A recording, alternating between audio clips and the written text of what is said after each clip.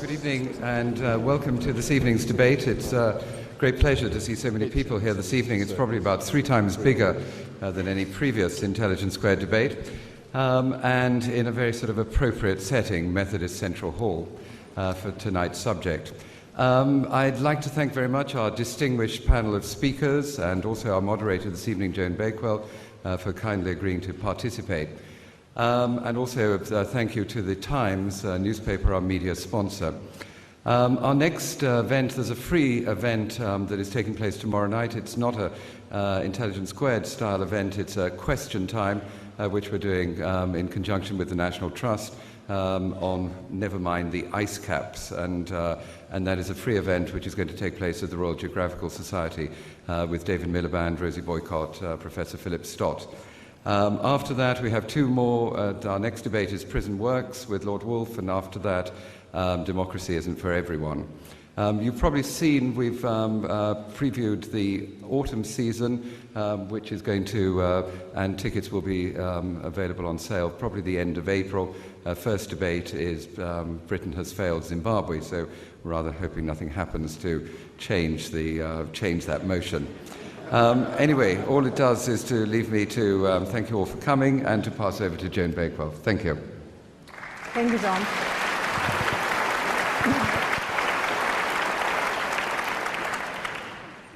It's a tribute to the power of ideas and to the distinguished panel that we have today that tonight's motion has attracted so many people to come to hear.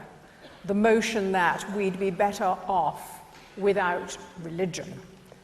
It will be conducted like the formal debates of the Oxford and Cambridge unions, with the 3 speakers on either side whom we will hear. We will then have the result of the pre-vote in which you've already cast your judgment, and then we will have questions and answers before a re-vote on the motion. Fine. So let me call upon the person who is to propose this motion. We would be better off without religion. Christopher Hitchens, author, journalist, critic, writer over here, a figure in the cultural life of this country before he moved to Washington, where he wrote for Vanity Fair and The Nation. He started off on the left wing, moved very right, and has recently been defending the neocons, and his latest book, which is absolutely germane to this subject, is to be published in the coming months and is called God is Not Great. Christopher Hitchens. Thank you, John. You'll give me a minute, won't you?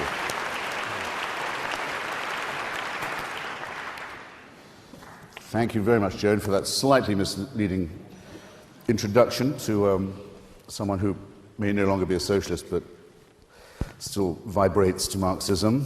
Thank you, ladies and gentlemen, for coming.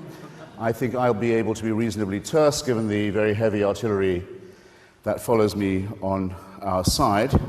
I think it might perhaps have been felt when I was chosen that the case for atheism should not be made by the spokesman for its moderate wing, Richard Dawkins. It might be okay to have at least one extremist on the panel. And I'll begin at once by recalling an exchange I had recently in Colorado Springs with a spokesman of America's evangelical broadcasting wing, a much overrated but nonetheless significant force in American politics. This broadcaster asked me, in response to my own statement of unbelief, he said, "I insist that you answer the following question, and that you answer it with a yes or a no." I braced myself. I accepted the challenge unseen. He said, "You are to imagine yourself in a strange city where you've never been before. You are to imagine nightfall coming on, and you to be without friends or succor in this town. And you are to ask yourself whether you would feel safer or less safe when you saw a dozen men coming towards you in the dusk, if you were to know that they had recently come from a prayer meeting." This is I think I can justifiably say I'm relaying to you, comrades, friends, brothers, sisters, the challenge that was put by the religious to me. You'll see at once it's not a yes-no answer. You can't give a yes-no answer to that, but I accept it anyway. I said, very well, I won't give a Sesame Street reply, but just without leaving the letter B, I have been in that situation. In Bombay, in Belfast, in Beirut, in Belgrade, in Baghdad, and many other places too. And I won't tell you about all of them, but let me just, as it were, fill in some of those latent blanks. In Belfast, the capital city of one of the provinces of this, our United Kingdom, as everybody here knows, everything, culturally, educationally, economically, politically, socially, has been very gravely retarded for at least a quarter of a century. At least half a century and maybe more since partition, and before that, because partition is both the outcome and the cause of sectarian warfare in this town, by the simple fact that there are people there who are willing to kill not just one another, but one another's children on the basis of what kind of Christian they are. Horrible things are done, not just in pubs and clubs, but on the streets, on housing estates, on university campuses in that city still, despite the relatively good news we've had today, where the situation remains dominated by barbaric sectarian party leaders, on this and no other basis.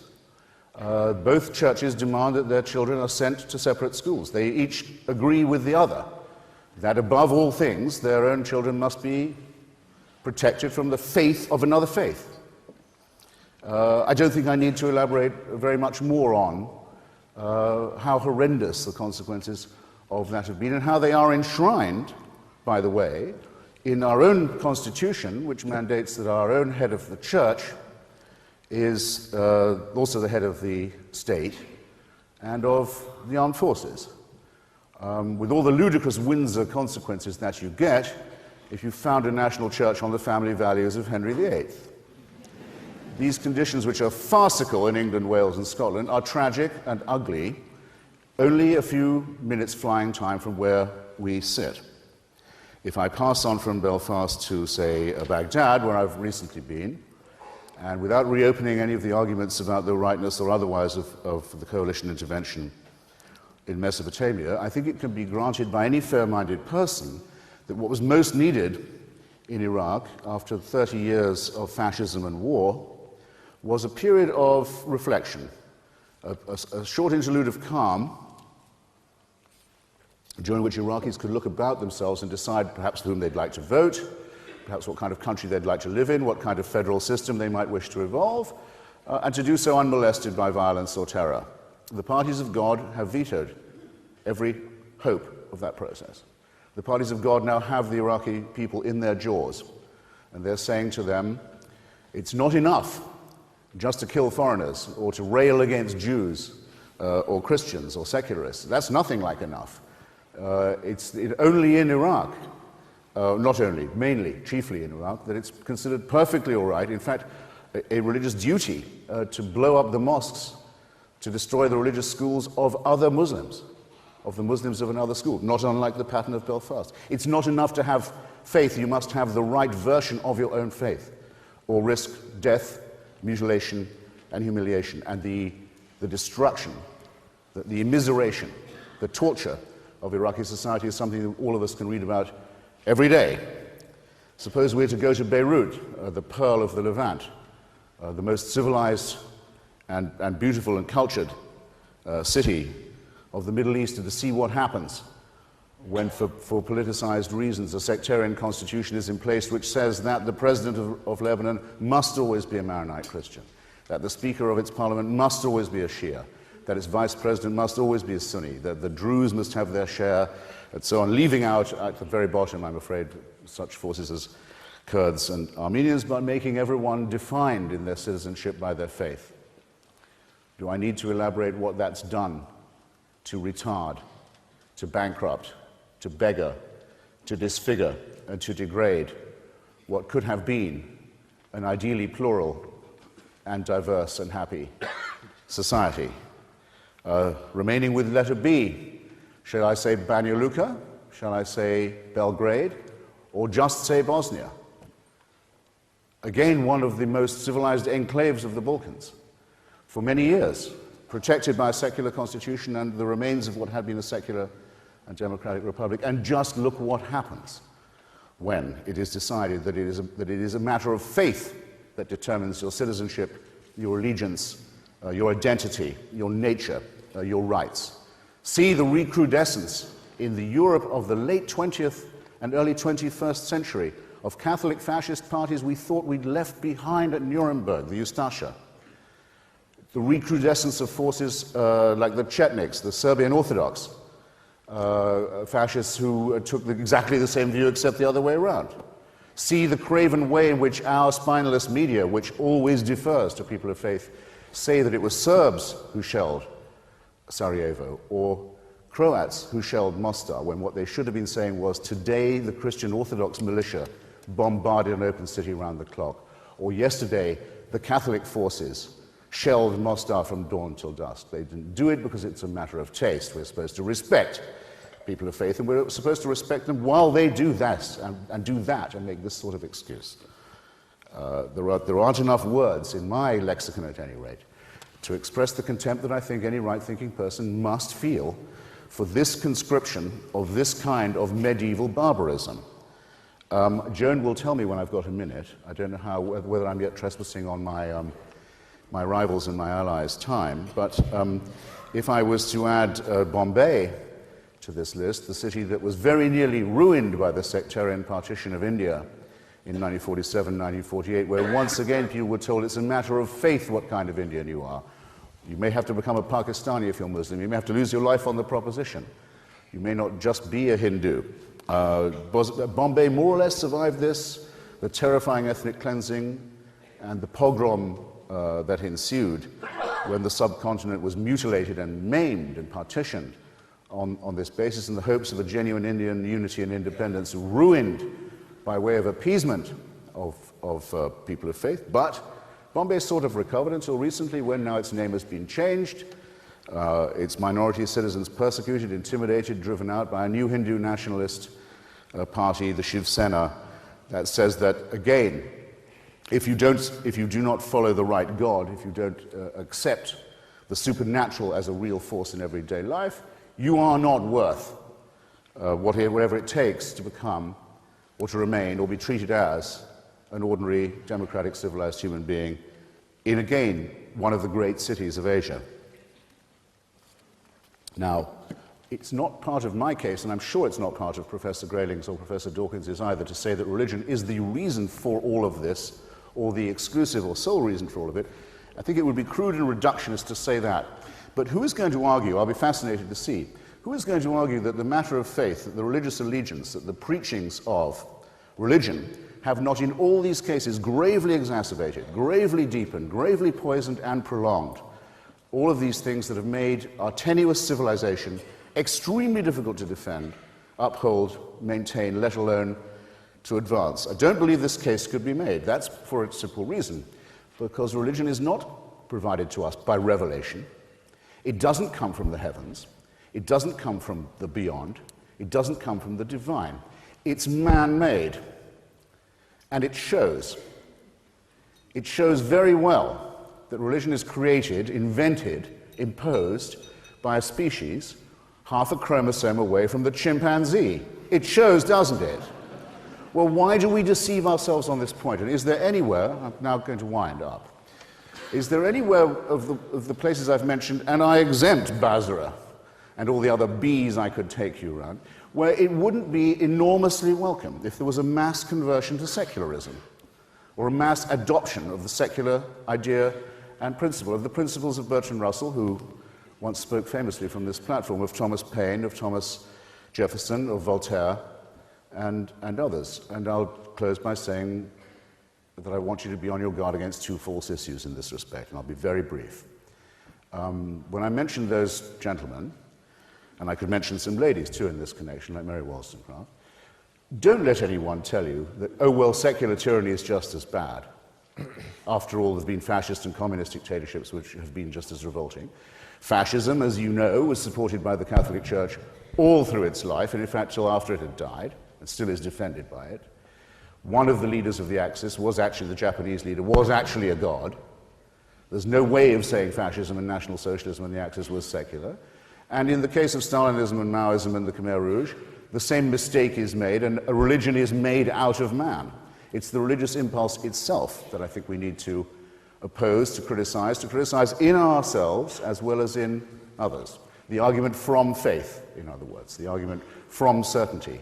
So those of us who maintain this may not be described, my closing point, as fundamentalists or secularists, as certain cheap and demagogic and opportunist forces have recently been suggesting. We do believe in evidence, we do believe in skepticism, we do believe in reason. We hold our views with as much conviction and principle as any God-botherer does. But we are open to the argument, and we're going to prove it tonight to you. And don't let anyone dare to imply there's a moral equivalence between us and the fanatics and the fools and those who think they know God's will and can tell you what it is, who are our enemies, and your enemies too. So, I beg to propose the motion that stands in our name. Thank you.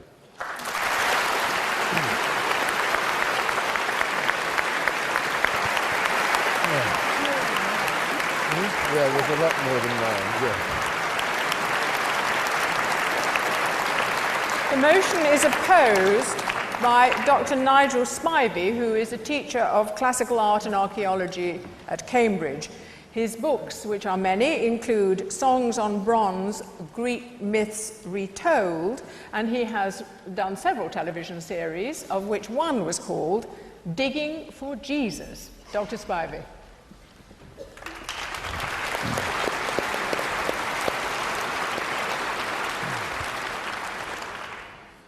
The proposer of the motion began by saying he was putting the case for atheism. And with respect, Christopher, I'm going to start by saying this isn't a debate about the existence of God. It's a debate about us mortals, the crooked timber of humanity, and how the practice of religion in general affects us. Karl Marx famously described religion as an opiate. Jonathan Miller thinks it's more of an amphetamine, gets people overexcited. And my own meagre religious experience disposes me to think of it as a sort of anesthetic, by which I mean that when I am in situations of feeling lonely, sad, or frightened, I find myself crooning hymns that really relate to the place where we are. They're mostly Wesleyan hymns, but anything really that has the sentiment of Psalm 23 and helps one whistle and sing through the valleys of fear and death. But I'm not here to testify as a somewhat lapsed Methodist, but instead to deliver such academic expertise as I have to offer on this topic. It's brief, has to be brief, but in my view it is so compelling that when we arrive at the conclusion in 6 minutes' time, I'm half afraid that everyone will walk out. And I'd like you to promise not to do that. Otherwise, this will be an embarrassment to the organisers and to ourselves. I'm going to talk about archaeology and anthropology and start with the news from archaeology, the long-term view. As far as we can tell, the species of Homo sapiens roamed the world for thousands of years before becoming, as it were, religious. Something radical happened in our minds, our cognitive systems, about 40,000 years ago. We started to make things for the sake of beauty, not utility. We started painting pictures, carving sculptures. We started using symbols, and that probably included talking to each other, making music, painting our bodies, and so on. This is referred to by archaeologists as the creative explosion, and it's a consensus that there's this kind of grand collective takeoff of our human capacities in the Stone Age, or the Upper Paleolithic to be precise. And one aspect here I think I ought to highlight, which is that one of the features that appears at this time, 40,000 years ago, is that humans start burying each other properly. And they start, with these burials, to put down flowers, gifts, and other signs of what we take to be some kind of succor or consolation, and possibly a belief in an afterlife. There is some debate about whether our doomed rivals, the Neanderthals, had these sensibilities, but the consensus is that Homo sapiens is a species uniquely hardwired for metaphysics. I've written about this in an understated book called How Art Made the World, and I'm not going to go on any more about it. But this archaeological evidence for the genesis of art, religion, and culture in the creative development of Homo sapiens is not easily discounted. And it sets up an evolutionary pattern. It explains why, I think, when John Lennon or Richard Dawkins asks us to imagine a world without religion, you find your mind wandering, and you're wondering what a world would look like without King's College Chapel, without the Taj Mahal, without Hagia Sophia, the Blue Mosque, the Parthenon, the Pantheon, the Sistine Chapel. Venice I've got down here, and I think just about all of Venice qualifies. And you become aware that even while Nietzsche in the 1880s was declaring that God was dead, at the same time you've got Van Gogh manically daubing away out of religious fervour, and a little later on that you find Kandinsky more coolly explaining why this nexus of art, music and spirituality made such an essential and indissoluble alliance for our quest for transcendental satisfaction. And it's why, when I'm asked to imagine a world without religion, it does tend to end up looking like, dare I say, a suburb of Swindon, with the only spire that pierces the sky is the Tesco's clock. Well, we've got a few minutes for the anthropology here as well. Once upon a time, there was a classics don at Cambridge who sat in his study, and he compiled a voluminous series of case studies gathered from around the colonized world about how pre-industrial societies kept up peculiar and primitive practices. So they cowered when the thunder started rolling, they danced for rain, they would copulate in the fields to ensure a good harvest, and so on. It's a literary masterpiece, this work by J.G. Fraser, The Golden Bough, subtitled A Study in Magic and Religion, and in Fraser's words, it set out to chart the long march, the slow and toilsome ascent of humanity from savagery to civilization. Beautifully written, but it's all tosh, and most anthropologists would say so today.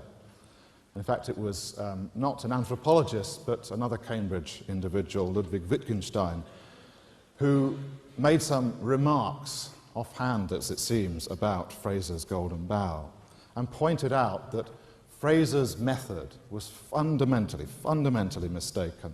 Fraser supposed that savages, these so-called savages, made their sacrifice to graven idols, or they danced for rain, out of ignorance and superstition.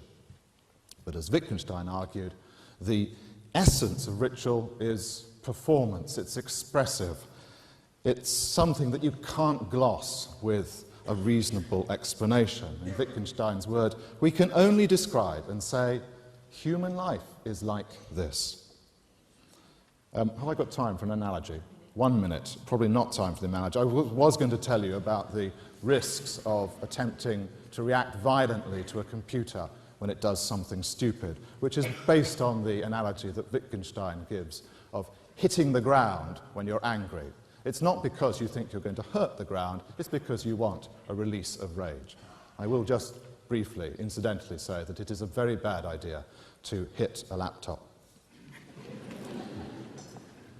William James, the American psychologist, showed a century ago that there is no logical connection to be made between the fact that our ancient ancestors made errors of scientific reasoning, mixed them up with their religion, and the conclusion that all religion is a big mistake. Logically, that just does not work.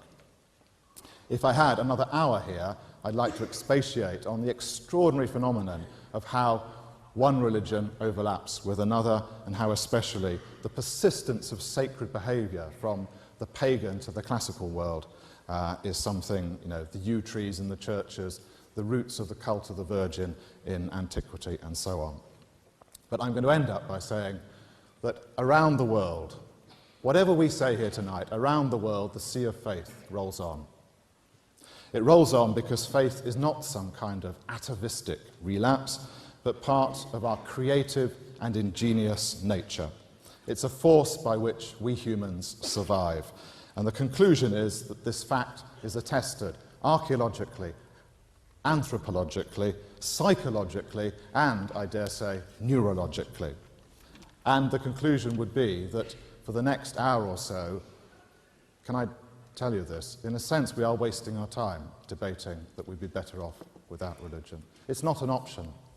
Religion is part of our human makeup, and it's going to be a very interesting time that we spend, but essentially it's not a topic for debate. It's the way that we are. Brilliant. Well done, Nigel.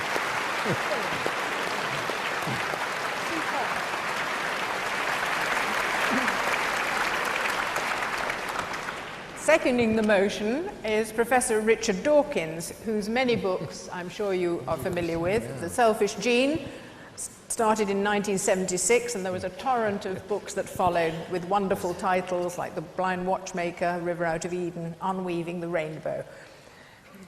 His present book has no such romantic title. It has a very strong punch to it. The God Delusion was published late last year and was quickly a bestseller and has caused something of a sensation. So I call upon Professor Richard Dawkins to second the motion.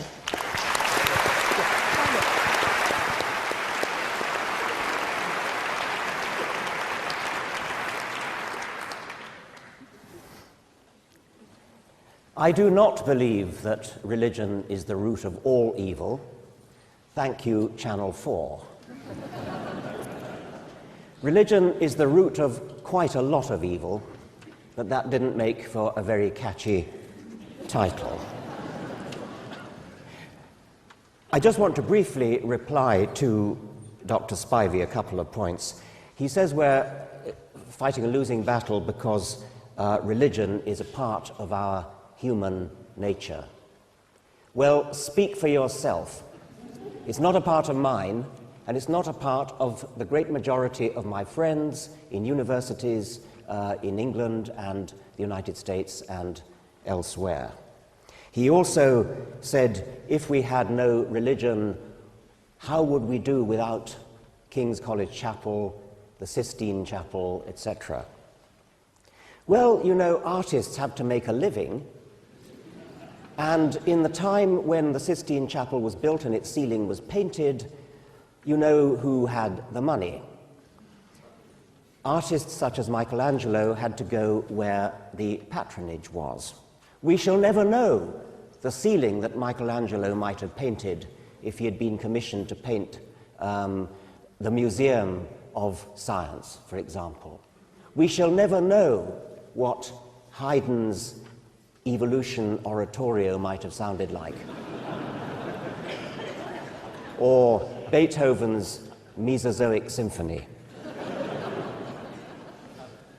Now, I suppose that apologists for religion would be likely to put forward 4 reasons for believing it to be a good thing, 4 things that religion does for us, and I call them explanation, exhortation, meaning morals, explanation meaning explaining the world, where we come from, where the universe comes from, and so on. Exhortation, what is good, what is bad. Inspiration, and consolation. And I think my colleague Anthony Grayling is likely to cover some aspects of exhortation. I shall be brief on that, therefore. Consolation, I often encounter people who say, but if you take religion away from people, how are they going to survive? How are they going to manage when they're bereaved, or when they lose a loved one, when they fear death themselves? And it's a reasonable point. It is certainly possible to obtain consolation from a lie. Many people will say, if you ask them, would you like your doctor to tell you when you have a mortal illness and you're only going to live another 6 months? There are people who will say, no, I would rather my doctor lied to me. And that's fine, and I would respect that wish if I were a doctor, if I thought that a patient wanted to be lied to. But I don't think it's a very dignified, general reason for supporting religion that it supplies consolation, unless, of course, it's true. And we haven't time to go into it, but I think there are very, very good reasons for thinking that there is absolutely no grounds for believing that there's any actual truth in the claims of religion. So those who gain consolation from religion, I must confess that I rather liken it to a child with a dummy in its mouth. I don't think it's a very dignified, a very respect-worthy posture for an adult to go around sucking a dummy with a comforter, which is what I think it essentially is.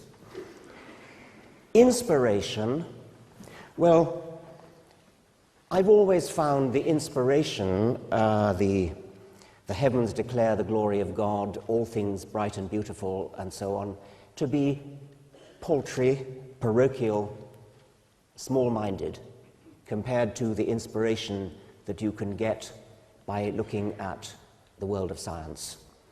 Deep space, deep time, as the late Carl Sagan showed us. Deep complexity in the study of life. The scientific study of these profound, beautiful, elegant mysteries is one of the greatest achievements of the human spirit. And insofar as religion offers an alternative or even positively stands in the way of scientific activity, then I think we would be well rid of it. Which brings me to the other of my 4 categories, explanation. In the field of explanation, science has all the cards. Religion used to aspire to a reasonably good hand, but no longer. There is no reason to suppose that any religion, any religious book, any religious teacher has anything to say whatsoever about such questions as where the universe comes from, what life is all about, what life is for, any of those questions, which once upon a time religion provided the best available answers.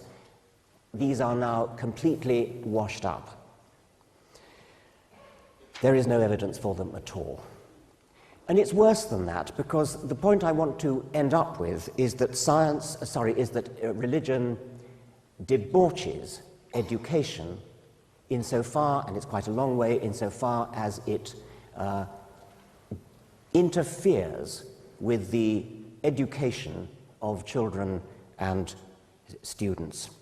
It's not just the teaching of falsehoods, it is that the indoctrination of children in the virtues of faith leads them to be immunized, to be placed on their guard against the enemies of faith who they are told will come. It's as though it's rather like a computer erecting a firewall to prevent incoming information. I have talked to colleagues in America, scientists attempting to lecture to students on their subject, biology, and of course biology makes no sense without evolution. And whenever a lecturer mentions evolution, he sees a great sea of heads shaking, arms folded, and they are not listening. They are trained to give the right answers. They're trained to tick the right boxes when they do the exam. They know how to answer an exam on evolution, but they have been forewarned, forearmed by the firewall of faith. Whenever a teacher says anything about evolution, in effect, stop up your ears. Now that is debauching of education. A quote from Kurt Wise, who is an American geologist. He studied geology at Harvard, no less, under Stephen Jay Gould, no less, and he was set for a good career as an academic geologist, which all his life he had desperately wanted. The problem was, it came from within, it was his religious upbringing, his firewall of faith. And he couldn't reconcile the two, his scientific education with his religion, and he literally got a pair of scissors and went right through the Bible and cut out every verse that would have to go if he accepted his scientific education. And in the end, he decided there was nothing left of his Bible. He therefore tossed out science and said, and from then on, he said, with that in great sorrow, I tossed into the fire all my dreams and hopes in science. And he goes on, I am a young age creationist because that is my understanding of the scripture. As I shared with my professors years ago when I was in college, if all the evidence in the universe turns against creationism, I would be the first to admit it, but I would still be a creationist because that is what the Word of God seems to indicate. Here I must stand. If religion can do that to a highly educated Harvard geologist, just think what it can do to an average school child or student. Thank you.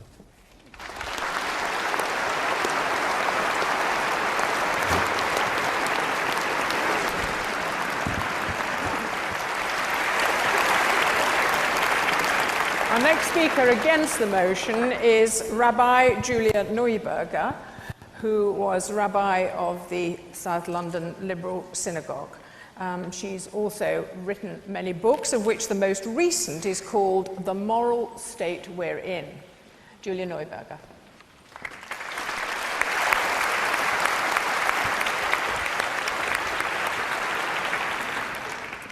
Well, ladies and gentlemen, I'm delighted to be here, and thank you all very much for coming. And I'm rather wondering what connection Roger Scruton is going to find with Methodist Central Hall after Nigel Spivey, as I, as a child, as a member of the West London Synagogue, used to come to overflow services for the High Holy Days here. And for those who know about the Yom Kippur, the Day of Atonement, a fast day for 25 hours, can you imagine this hall, as full as it is now, with us all fasting and the scent of fish and chips slowly wafting up through the floor? So I have strong memories of my father conducting the services as a lay reader and being here. But perhaps that's not quite the meat of tonight's motion. I'm about as liberal a rabbi as you can be without falling off the edge. Nevertheless, I'm profoundly opposed to this motion. First, let's look at how religion is described. For the perception of religion that we've heard is simply one I largely don't recognise. It doesn't seem to recognise or understand the role of religion in many societies where the question of belief takes second place to how you mark your life events, how you're celebrated at birth and at maturation, how you mark marriage, childbirth, old age and death, how we mourn, how we betroth and how we divorce. Had you asked the members of my old congregation, where I was rabbi for 12 years in South London, whether they believed in a personal God, and if so, what the nature of that God was, they'd have looked completely astounded at you. Many of them weren't believers, as it appears the opposition here, or perhaps I should say the proposition, understands it. They simply didn't feel like that. They weren't certain. For them, the idea that you would have creationism taught in schools would be simply appalling. Unlike people who are confirmed atheists, however, they had doubt, they had uncertainty. At some point in their lives, they had a sense of the other, of a different, superior presence within and beyond them, and on other days their doubts were stronger. But they behaved as if they held a stronger belief. They prayed, sometimes with true humility and piety, and sometimes out of habit, by rote, a bit like Nigel's Psalm 23, which is very comforting in times of trouble. They lived their lives according to the seasons of the religious festivals, celebrating Passover with its message of liberation from slavery, each year recognizing its moral message, but more or less certain as to whether it was divine intervention that caused the liberation at all. They marked the Day of Atonement, asking forgiveness for their sins, some years more, some years less conscious of a divine being that would listen to them. At best, they used this as a day to reflect, and the season beforehand to make peace with those they had offended in the previous year. At worst, it was a ritual recital of a recognition that we all do wrong, and that there's some value in a day of reflection on how we behave, and a form of what I can only describe as spiritual spring cleaning. I make the point to show that not all religion is theologically consistent.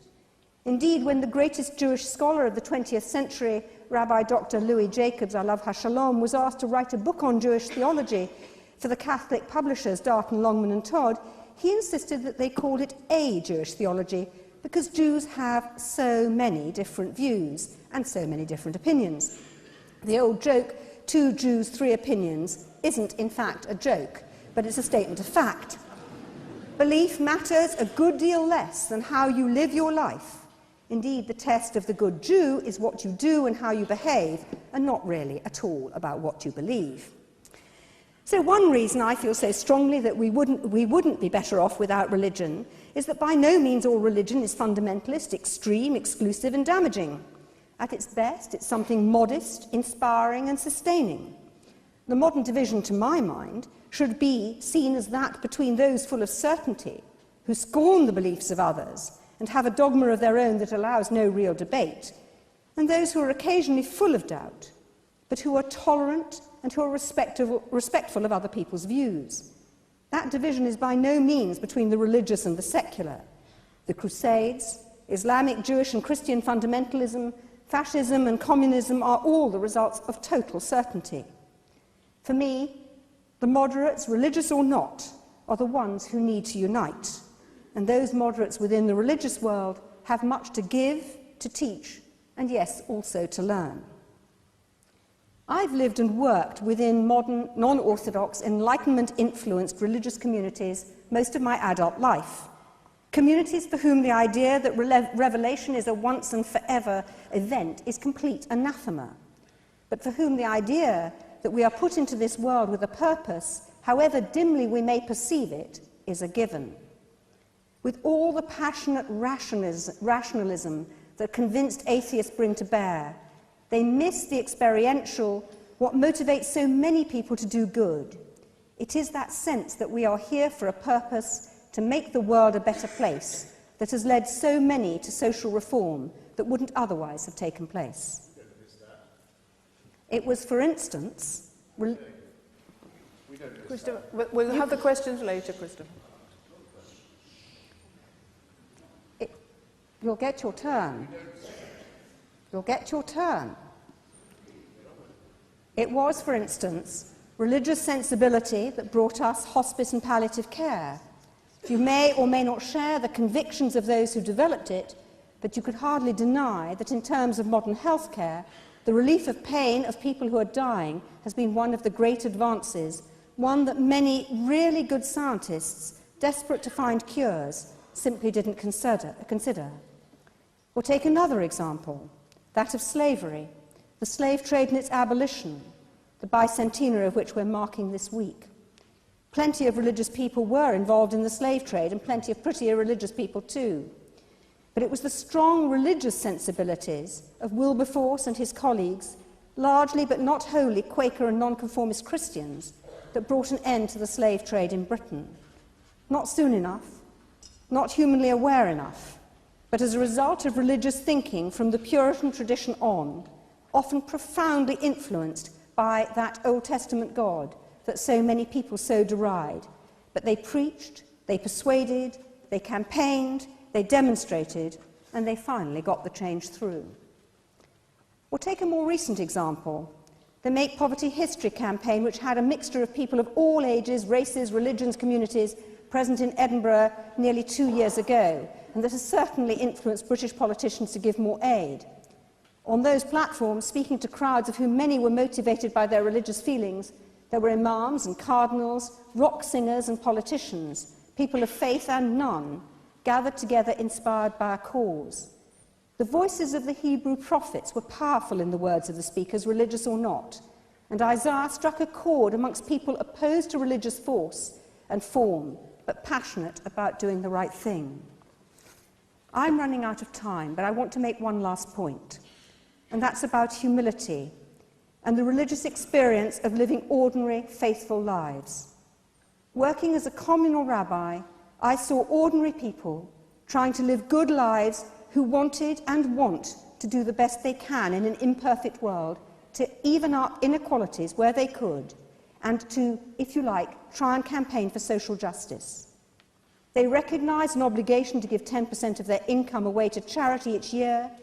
Some of them cared for profoundly disabled people, either at home as carers or professionally, giving service because of their sense of purpose.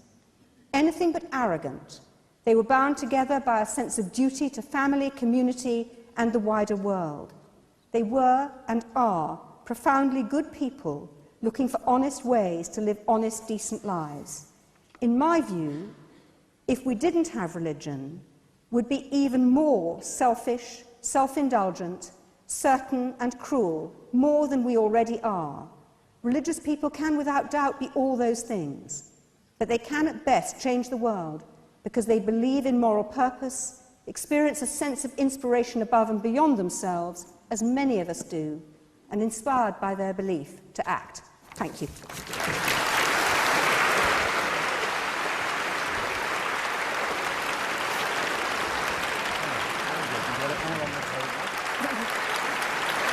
The third speaker for the motion is Professor Anthony Grayling, Professor of Philosophy at Birkbeck College, author of many books about philosophy, Berkeley, Wittgenstein, Russell, biography of Hazlitt. He also wrote a book called What is Good? The Search for the Best Way to Live Appropriately. And his new book is called Against All Gods. Professor Grayling.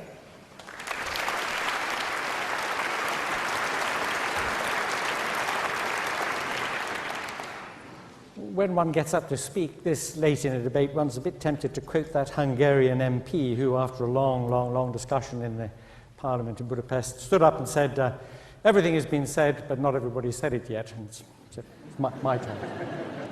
Some of you might have noticed the news item today about the Pope Benedict XVI, giving a sermon last weekend in Rome and telling the congregation, reminding them perhaps, that hell is a real place.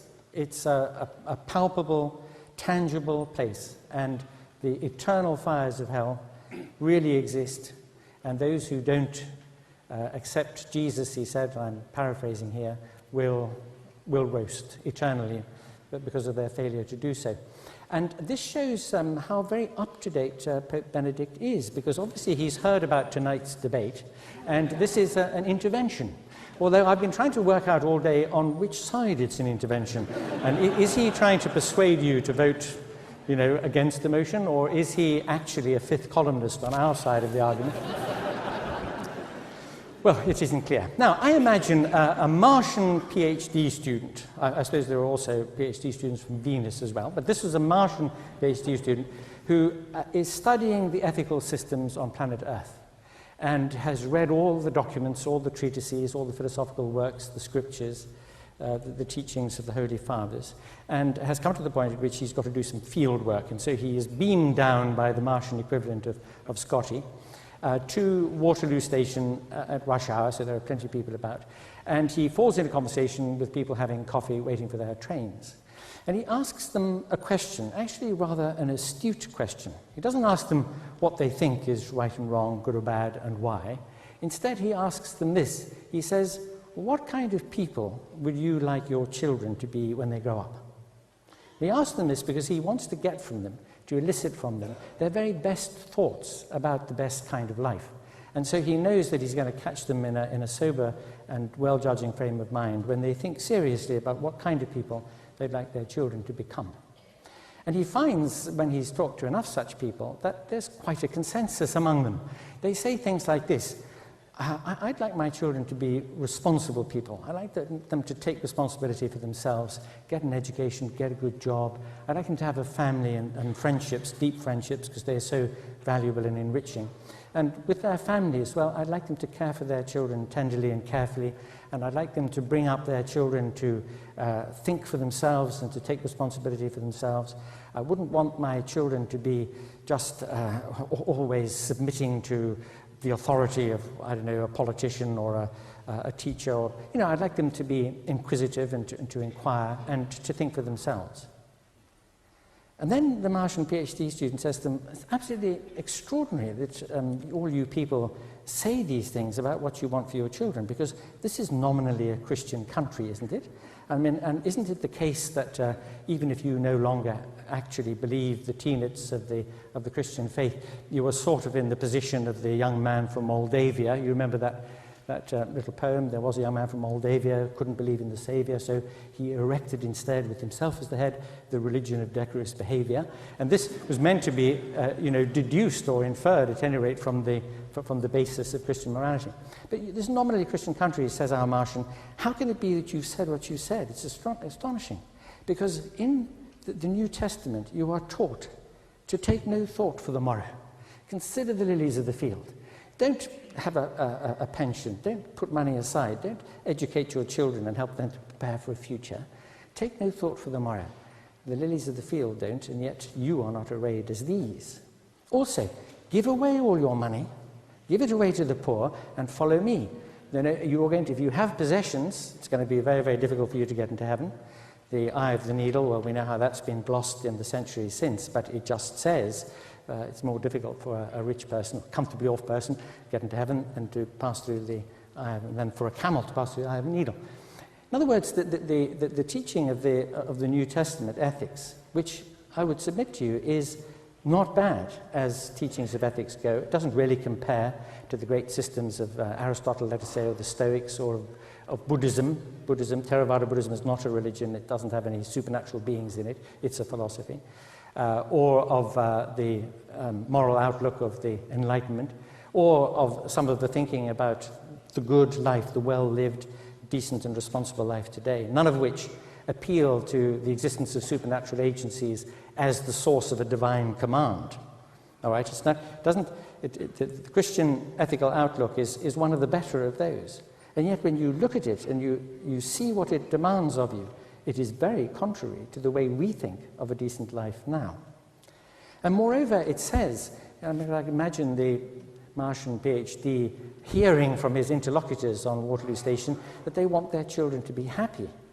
Happy, says the Martian PhD student. I mean, it says, blessed are they who weep and mourn. I mean, don't you want them to be miserable so they can get into the afterlife?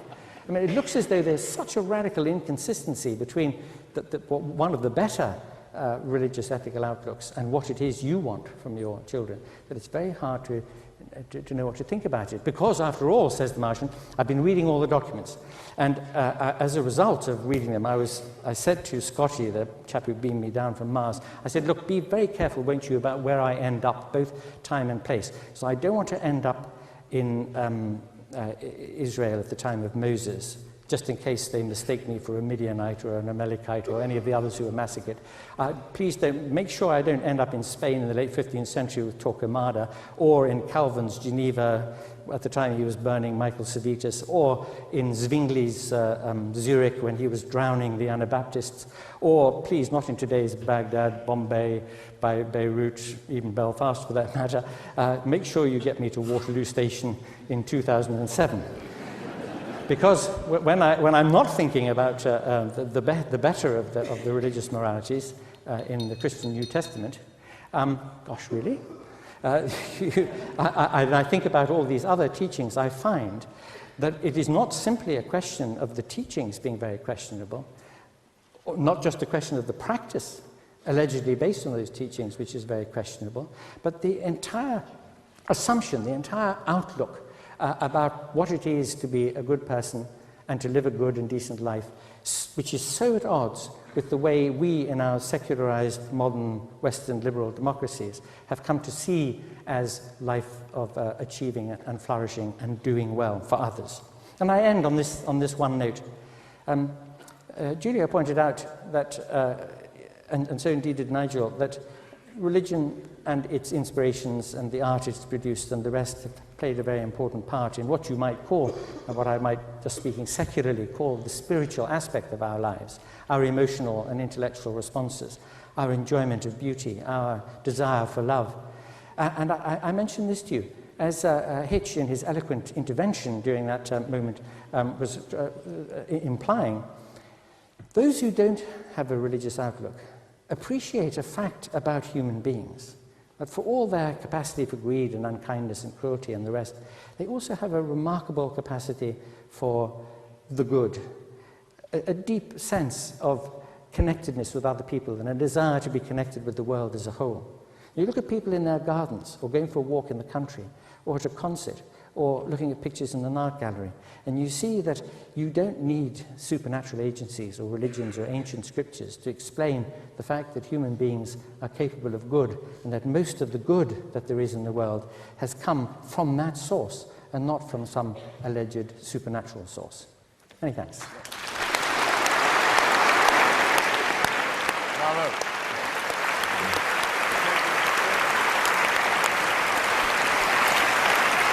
Our final speaker against the motion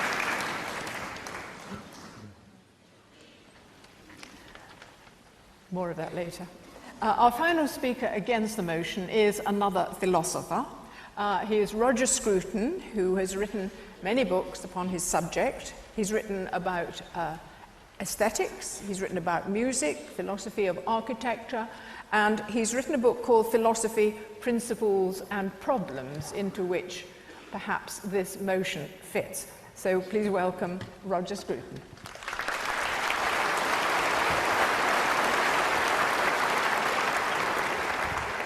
Thank you very much, Chairman, and thank you everybody for being here for this extraordinary debate. Rabbi Julia Neuberger asked, or suggested I might say something about my own connection with Methodist Hall. All I can say is that my father, when it crossed his mind that perhaps he should not bring his children up entirely without religion, searched our local town, High Wycombe, for the gloomiest chapel he could find. It was the Methodist, and we were duly sent there each Sunday. He not, of course, attending, being hoping to keep hold of the remaining bits of cheerfulness in his already gloomy personality. This had a very remarkable effect on me. It meant that I secretly went every Sunday, not to the Methodist chapel, but to the Anglican church, and also to confirmation lessons thereafter, not unconnected with the presence at those lessons of a very attractive girl in a white Macintosh.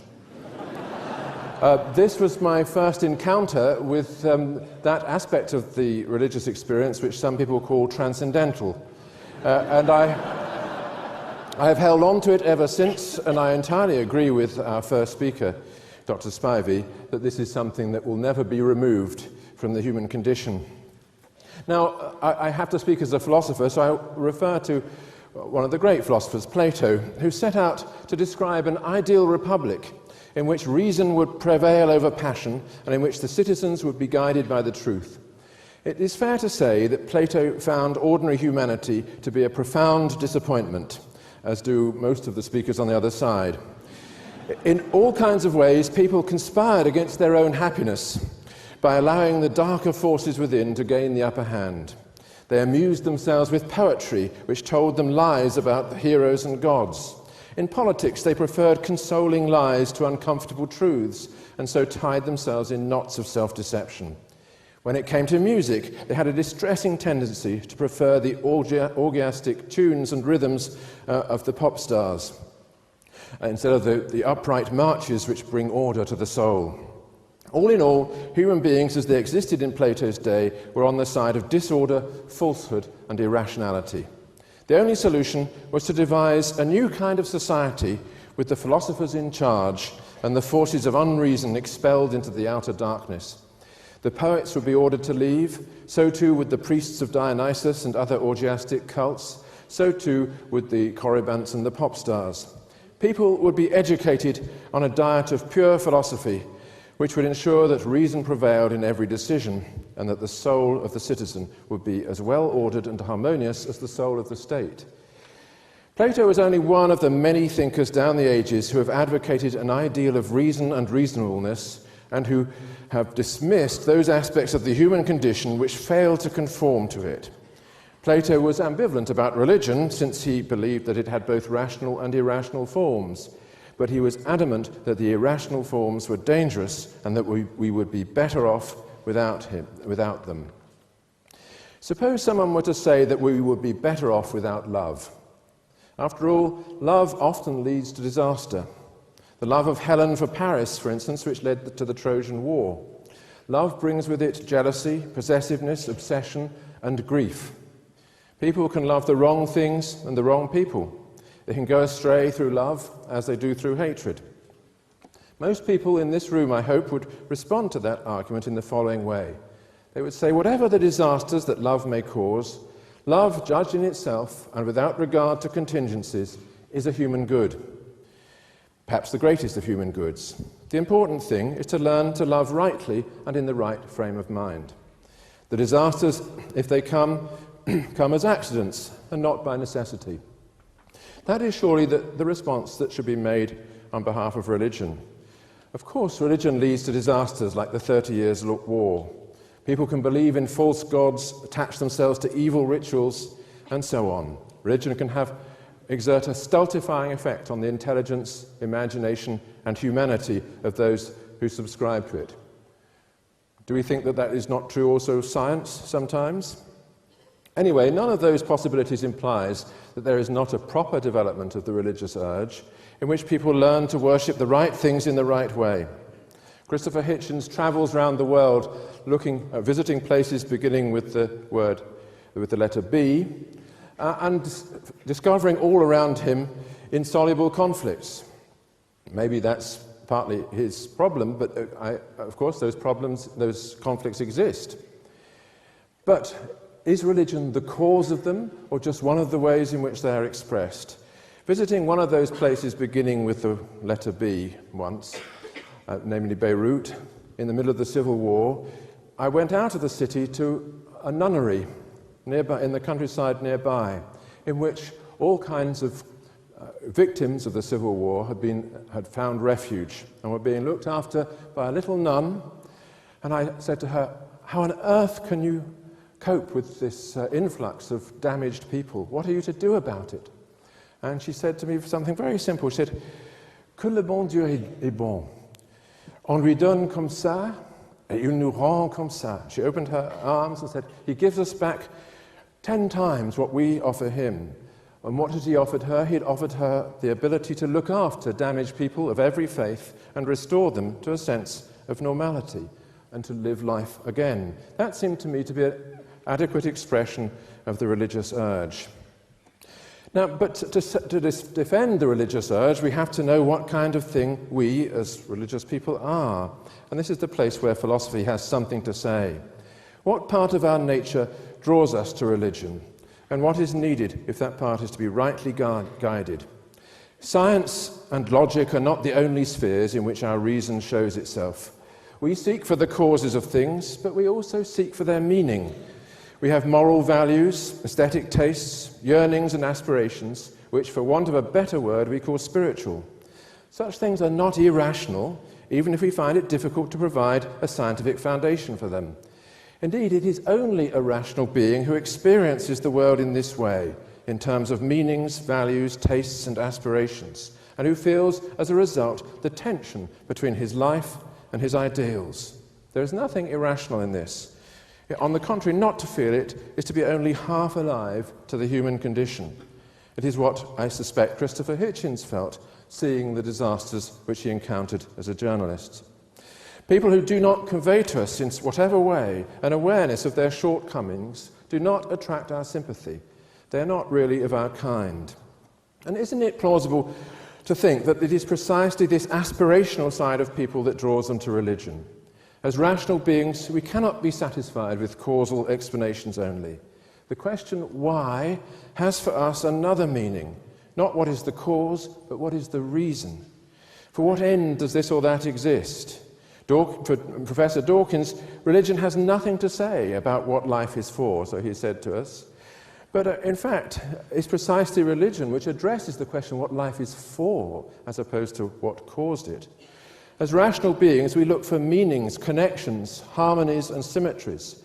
We want the world to make sense to us and to answer our questions not merely in the way the laws of nature answer the inquiries of a scientist, but in the way that the laws of harmony answer the aspirations of a musician. Our reason overreaches the bounds of science, and this is not a deficiency in our reason, but a deficiency in science. Moreover, as rational beings, we make an absolute distinction between right and wrong, good and evil, virtue and vice, and we found our lives on the belief that some things are intrinsically worthwhile and to be pursued for their own sake. Not pleasure only, but love, duty, virtue, and kindness. We can't mount a deductive or scientific argument in favour of those values, for all that Professor Grayling says, but we condemn those who condemn them and believe that reason is on our side. All those facts about the human condition dispose us to look for the places where we can stand, as it were, at the window of our empirical world and gaze out towards the transcendental, the places from which light from that other sphere floods over us as it flooded over that little nun in the nunnery near Beirut. There is nothing irrational in looking for these places or in the thought that we find them by locating what is sacred, sacred words, sacred texts, and sacred rituals. Now, I don't deny that there are wrong ways of pursuing this religious quest. Those for whom faith is a call to arms are obviously a threat to all of us. But although they make the most noise, they are not the most numerous among religious people. For most people, religion is what it has always been, a cultivation of piety, a humility in the face of creation, and an attempt to live according to a shared moral code. That is what reason demands, and it is only those who have a narrow and stultifying view of human reason, who wish to reduce it like Plato to the abstract pursuit of philosophy, or to reduce it still further like Professor Dawkins to the more concrete pursuit of science, who would wish to banish religion from our ideal republic.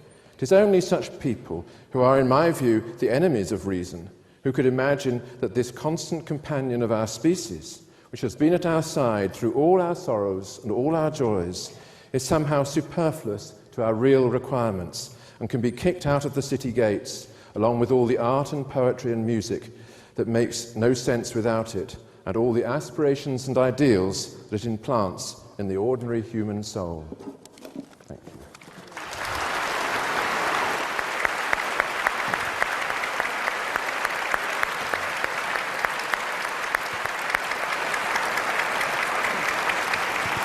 Now, the subject is now up for debate, but before we begin, I will give you the result of the pre-vote, which you voted for as you came in.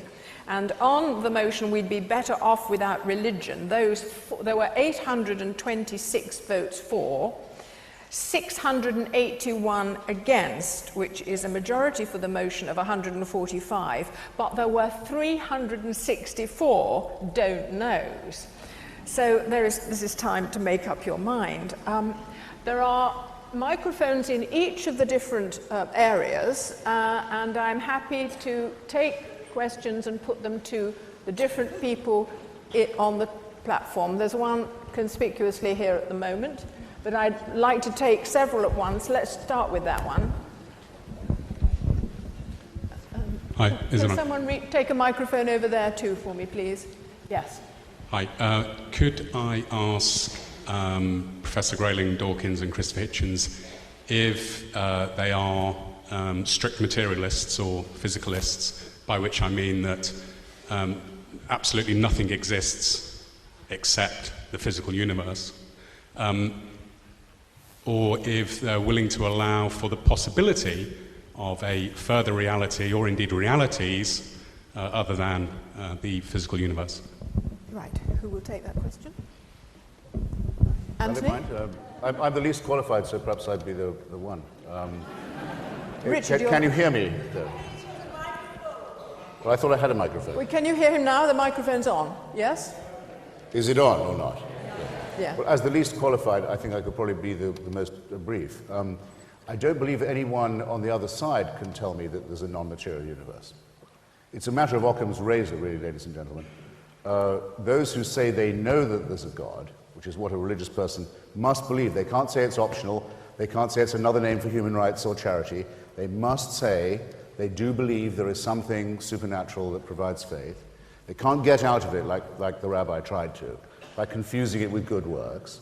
They must also say, if they're religious, that God knows what we should do, what we should eat, with whom we should have sex, in what positions, and so forth. If they don't say that, they're not religious. I'm very sorry. Now, I think it's very easy to tell right away. I may not know, in fact, I don't believe with my cranial capacity, even Professor Dawkins' cranial capacity, it's possible to know what's happening with dark material. We may never be able to know. But don't put your trust in anyone who says that they do. Those people are eliminated from the argument right away. They cannot be right.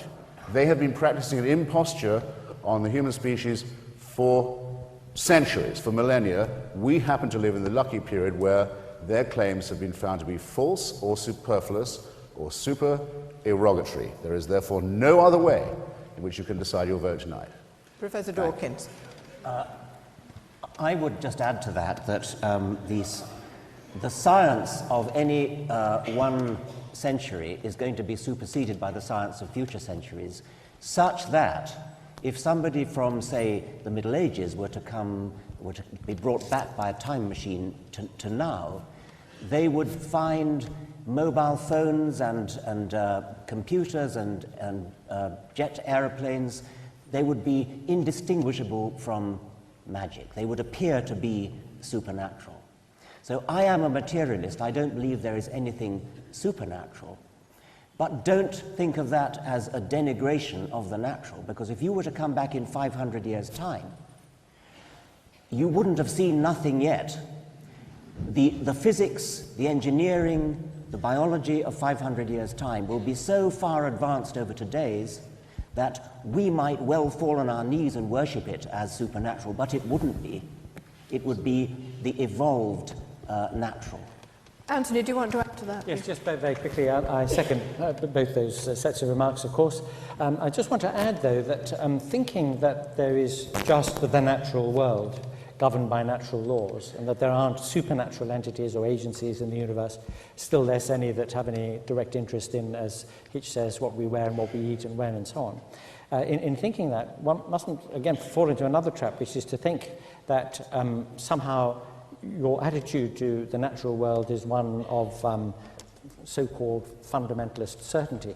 And the great thing about the scientific mindset is its acceptance of open texture, of the fact there are lots of things we don't know and understand, and we're looking for and trying to understand, and we're prepared not to leap to closure, to leap to a neat, easy story to understand, which tells us what the beginning was and what the end's going to be. Now, very often, in the case of people who appeal to religions to provide that kind of explanation, what they're doing is that they're answering the question, why is there a world, by saying, well, because Fred made it, as if that answered anything. Substitute God for Fred there, by the way. Or, you know, why are we here? Because Fred wants us to be. You haven't answered anything if you give a supernaturalistic answer to it.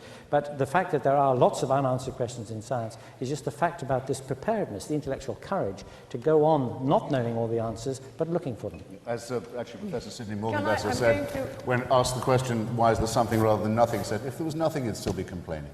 Right, I'm going to wrap up several questions together now, otherwise people won't. There's somebody over there, there's somebody here, and there's someone up there. So can we hear those three questions, please? Yes. I want to ask a question that I think many of us think about when we're parents. I want to ask Baroness Julia Neuberger about our children. What are they going to believe? My children, I have 3, one's a doctor, but they don't go to church or to synagogue or to any religious ceremony. What will happen to them and their children? What will their children believe? Could you give me some indication, please, of what to predict what is going to happen to religion in the future? Right, thank you very much. We'll hold over that question. Julia's made a note of it, I'm sure. Yes. Madam Chairman, Christopher Hitchens seems to imply that unless one practices one's religion to 100% of its tenets, it's not worth practicing. Now, I regard myself as what I call a line-drawing Jew. I don't practice all 613 tenets of the law. I draw the line and practice those which I do. But in my book, religion is about 3 things. It's about a code of living, it's a framework by which we live, and it teaches self-restraint. Now, that's nothing to do with Judaism. It applies to all the main religions. And Professor Dawkins, would you not have that taught to the children at an early stage? Fine, we'll take that question on board. And then there's a question up there, I believe. Yes? No, we can't hear you. How about now? Yes. It's a question for Dr. Spivey. Do you think the slaughtered millions and hundreds killed every day in the name of faith are better off for the existence of the Sistine Chapel and some pretty paintings?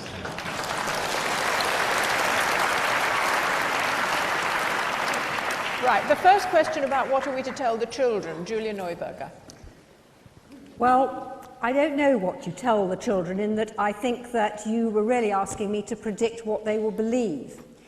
I can only say this, and it's something that worries me. I describe myself as about as liberal as you can get without falling off the edge, and I rather resent, I must say, Christopher Hitchens telling me what a religious person has to believe. I think I'm the rabbi and he's probably not.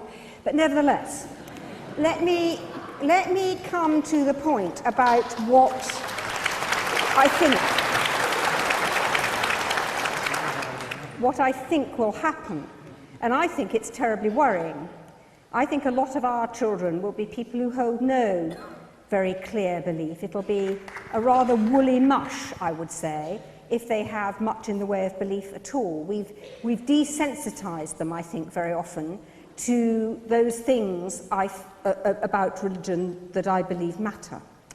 What I think is extremely worrying is seeing a rise of extreme religion, so that their children, your grandchildren, may well be the ones who are sent to faith schools, may well be the ones who are given a rather extreme and somewhat separatist and intolerant view, because I think we're going into a cycle where that is going to be more and more acceptable.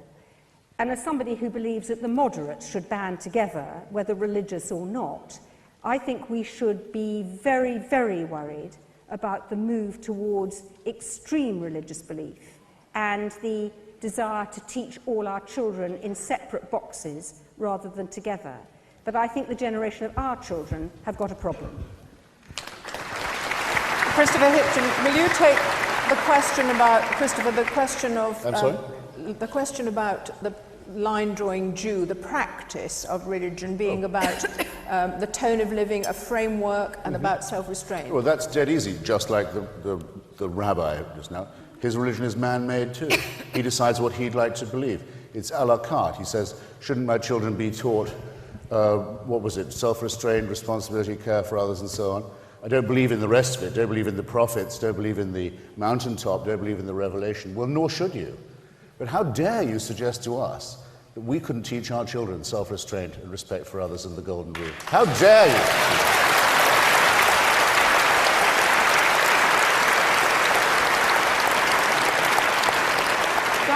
I think the question put to you about whether the slaughtered millions were worth the Sistine Chapel was something of a rhetorical question, but would you have a comment to make on it? Yes, it was slaughtered millions every day in the name of faith, and that's quite a rhetorical exaggeration of the thing. And it's also twisting what I was saying about the nexus of art and religion.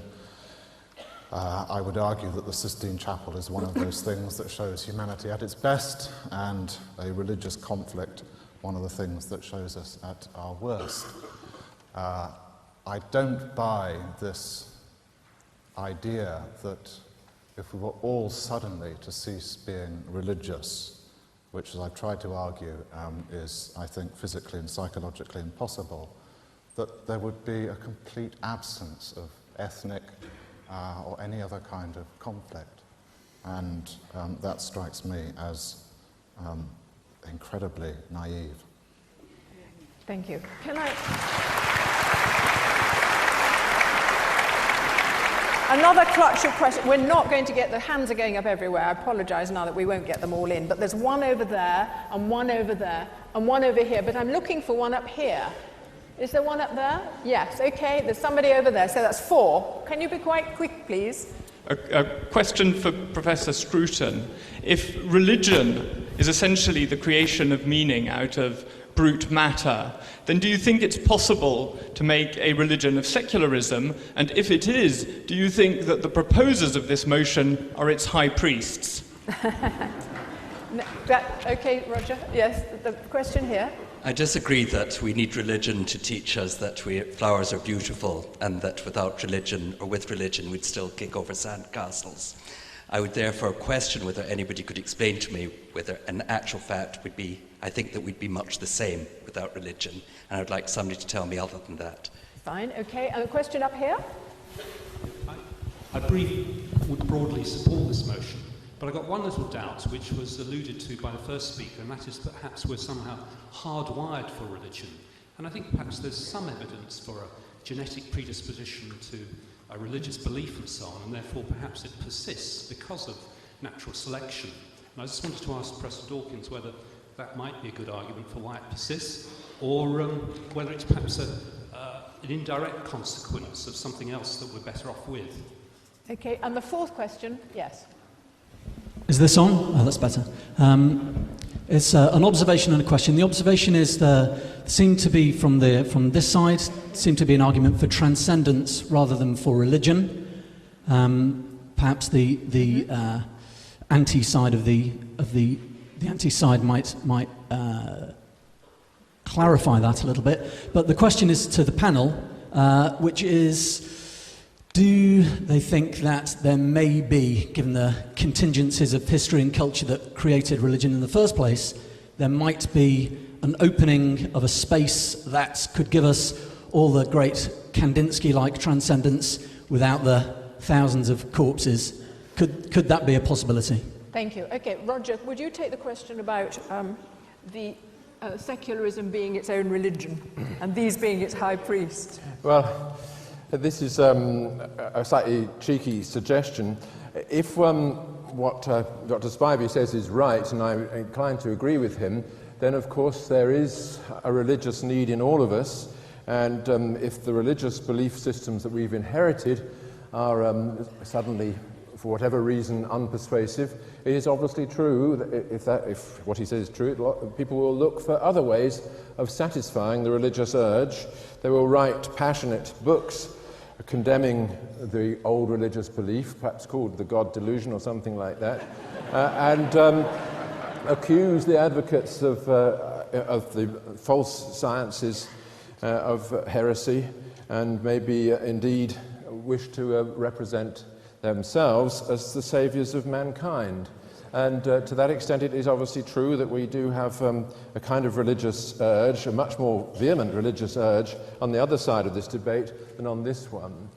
We are downstream from all those religious conflicts, I suspect, us on this table. We recognize with a certain element of sadness our inability to go out and kill on behalf of our faith, which Professor Dawkins has obviously not lost. So maybe it is true. Would one of the high priests like to respond? Richard? I face two questions. Firstly, is religion true? And second, is it necessary for human psychological welfare or something of that sort? If it isn't true, then for anybody to maintain that somehow humans need it and you're wasting your time trying to get rid of it, what an amazingly patronizing and condescending thing to say. We intellectuals, of course, know that it's not true, but all those poor people out there, they need religion. I mean, what a condescending thing to say about all those people. Either it's true or it's not. And I have enough respect for people to say that if it's not true, people will reconcile themselves to that and will not find any need for it. Now, I was asked a specific question, is it in the genes? Is there some Darwinian reason for religiosity? Maybe there is, but that doesn't bear in the slightest degree on whether it's true. I care about whether it's true. I also care, as a Darwinian, about the origin of it, and I'm interested in the origin of it, and I'm inclined to agree with the implied suggestion of the questioner that it may be that religion itself has no advantage, but it may be that it's a byproduct of some other psychological disposition which does. But that is an entirely separate question from whether it's true, and I don't like it when people say, oh, humans need it, or we have it built into us in our genes, or Darwinian natural selection has built into it, therefore that somehow validates it. Of course it doesn't validate it. It merely says that it's been built into us by natural selection, just as all sorts of other probably disagreeable things have been built into us. Doesn't mean we can't try to cure ourselves. Right. Okay, can I just...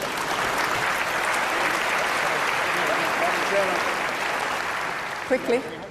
The point about transcendence. Well, I was going to actually put that to Roger Scruton as it was addressed to that particular side of the argument. But we so I think were that's asked only fair. if we could have transcendence without thousands of bodies, and I'd like to speak to that. Right. Just very briefly. The answer, of course, is yes. I mean, it's a wonderful fact about human beings that they have this yearning for the absolute, that they sense the numinous, that in moments of great passion, infatuation, deep love, they feel that they're in touch with something which is richly important to them in their experience. Those are facts about human beings.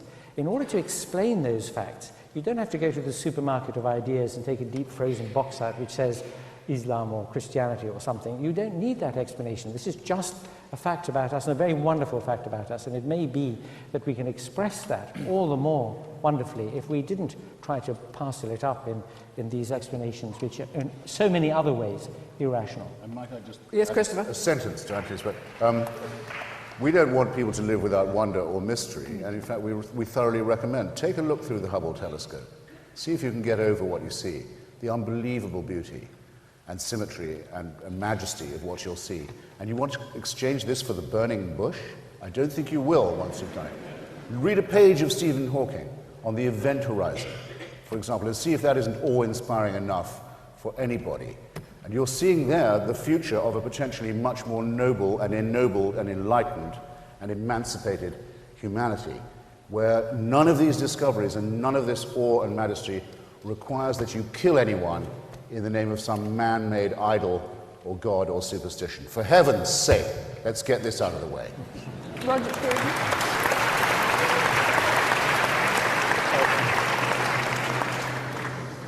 I think that there is a real question as to what transcendence is and what its place is in the experience of all of us.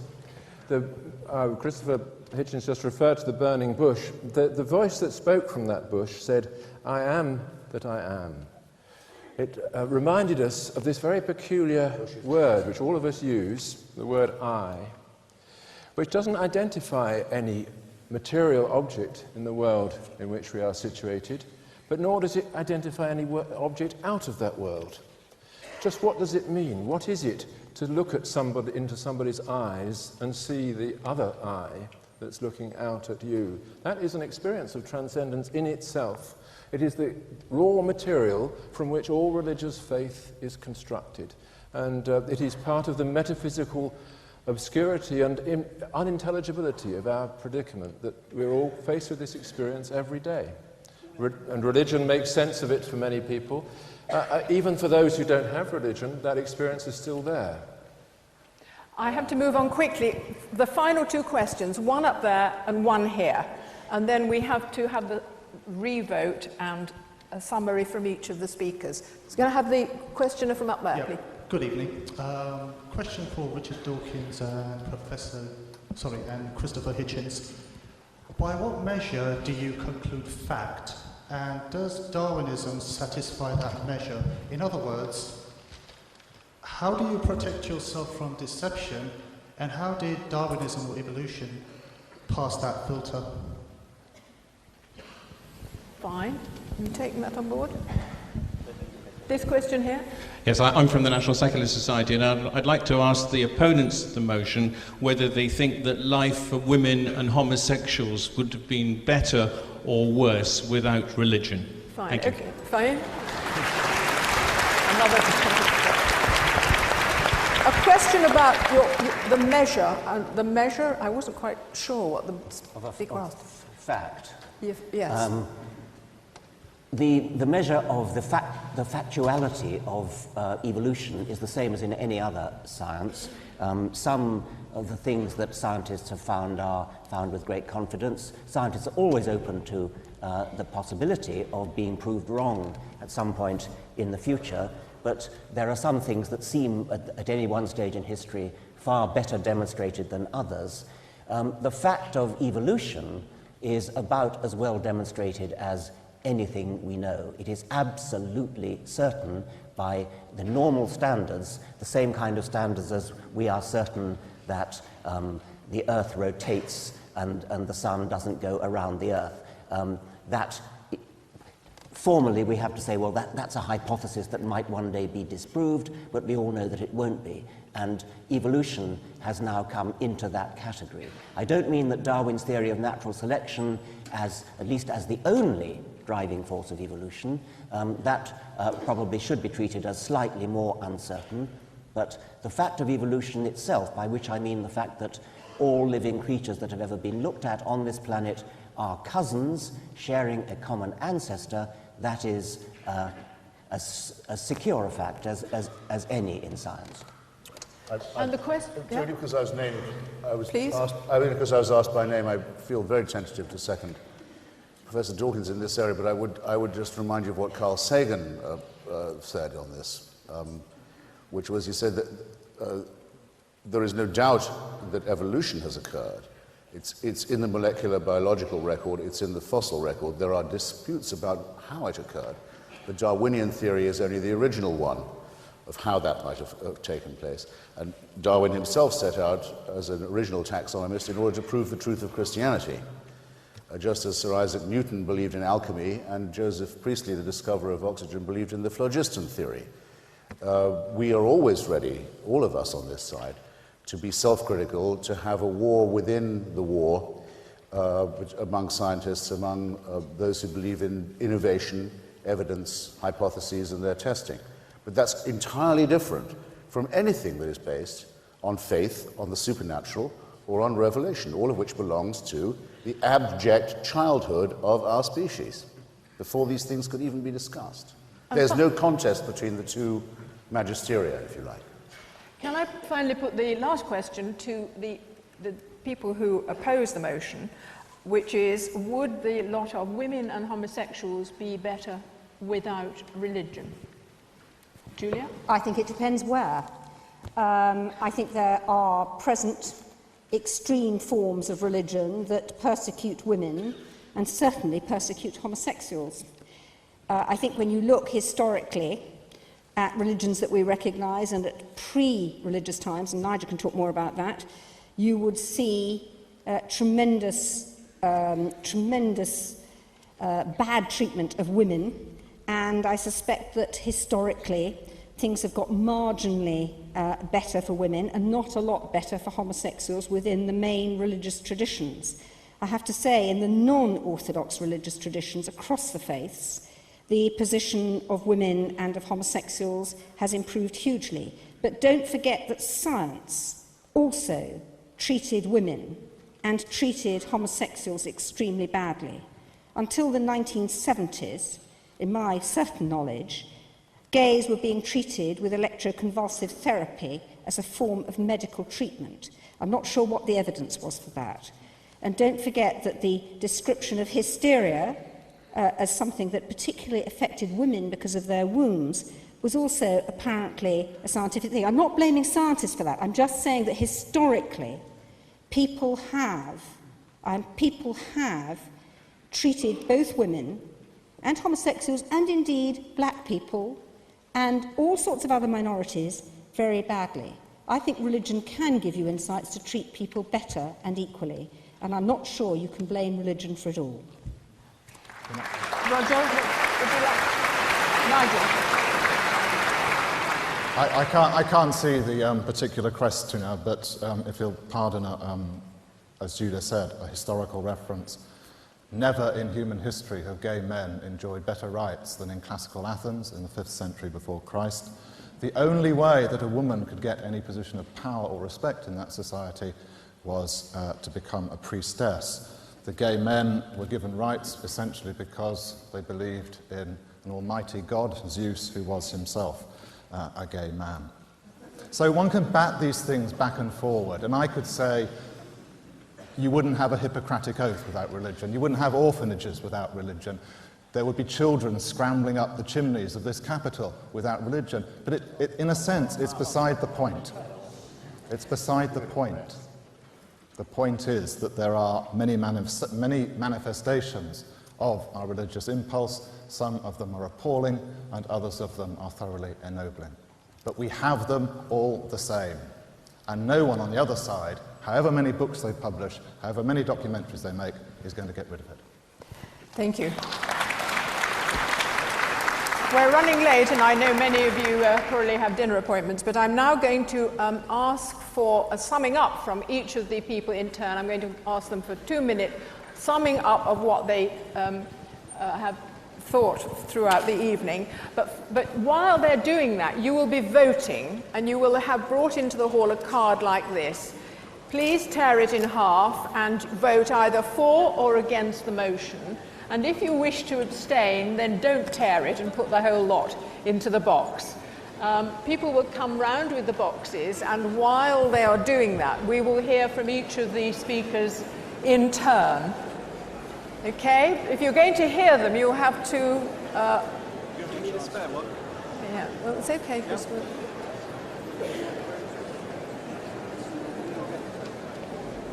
Okay.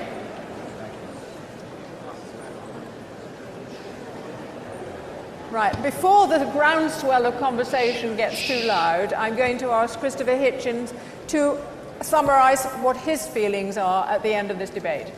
Christopher. I think I'll address myself principally to Dr. Spivey, who has ducked the motion not by saying that religion should be transcended, or we would be better off if it were to be, but rather, like Dr. Scruton has simply said, well, we can't hope to. We're stuck with it. Well, that's not what the motion says. The motion says, suppose we could, as some of us have, transcended the supernatural and the superstitious, would our example, if followed, not be a superior one? I think we've made a pretty strong case for that. I'll correct him also on another point, a very common misapprehension, and I'll try and demonstrate in doing so that we are not on this side deaf to the numinous, as it were. It is flat out not true to say that Karl Marx referred to religion as an opiate or an opium. What he says, I can quote it from memory, from his contribution to the critique of Hegel's philosophy of right, is this.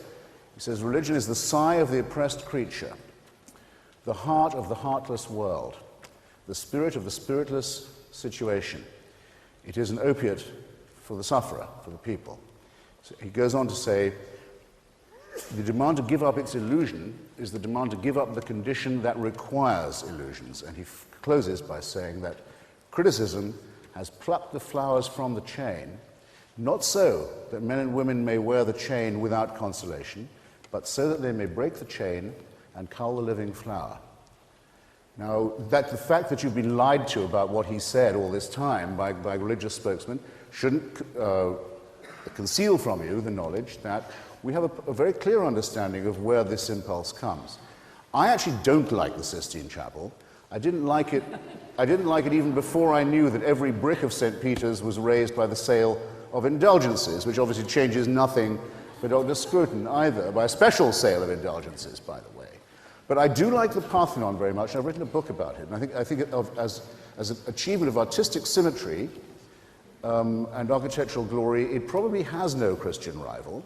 But I believe that I can. In fact, I know I can. I'm sure I'm not the only one who has been there and said and appreciated and loved it without having to subscribe to the superstitions of the Eleusinian mysteries, to the cult of Athena and Zeus, to the Melian expedition and the Peloponnesian War, to slavery and Athenian imperialism, and to human sacrifice. We can have our Parthenon, and we can indeed recover it from what was done to it by Byzantine Ottomans, by Venetian Catholics, by National Socialist barbarians and many others. We can still have it. It's our common property without the superstitions that go with it, without the dread and fear and sacrifice, the terrified, cringing humanity that was so much sheltered under the walls as it was being raised. And the word for that, the ability to have these things, to have John Milton's poetry, to have Philip Larkin's poem Church-Going, to have Shakespeare,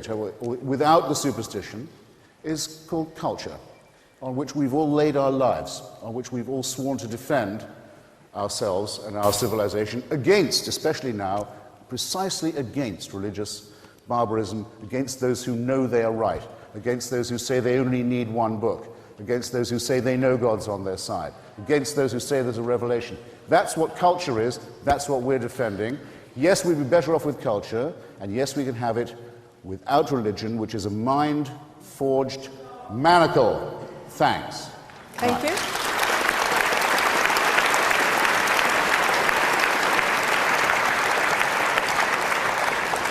Nigel? At the risk of confusing everyone, can I try and organise a straw vote?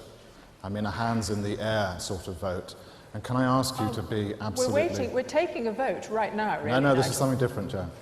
This is a question. It's not about... It could have been about who in this audience has ever shown violence against their laptop. But I'll use a Wittgensteinian example. Hands up, and don't be bashful about this. I'm going to start off putting my own hand up. Who in this room has ever, or can ever remember, kissing a photograph?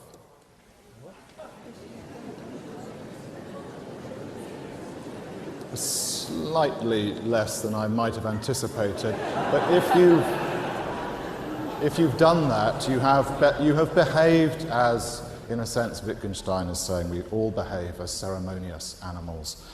We do things that don't have reason behind them. We do things for performance. We will go into, I don't want this to become all about St. Peter's in Rome, but you know there's a bronze statue there of St. Peter, and so many people have touched the toe of St. Peter that the toe has almost disappeared. Until you're kissing. What? No, okay.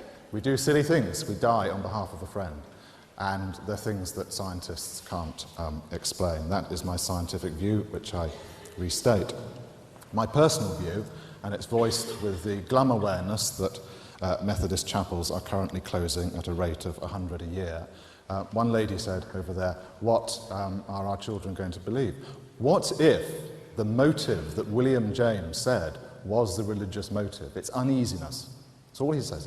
When you feel uneasy and you want to connect to some sort of form of hope, when things become imponderable or incomprehensible, you become uneasy. You might do this by imagining a higher power or expressing yourself in this religious way. What if that uneasiness does indeed disappear? What if people no longer feel uneasy about the fact that there might be more to life than filling a trolley at Tesco's. It's conceivable. And at that point, I surrender, like Samuel Beckett. I sort of hold my hands up and say, you know, I'll go and sit in an empty church while everyone else is carousing and just get miserable.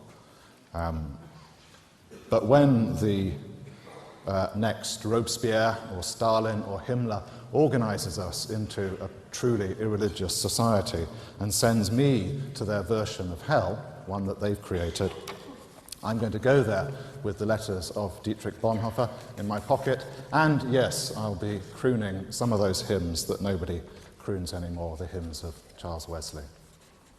Thank you. Thank you. Richard? Professor Dawkins. Although I can't recall ever having kissed a photograph, I have wept when reading poetry, when listening to music. I think that those on this side have come to rather resent the suggestion that religion has a monopoly on emotion, on poetry.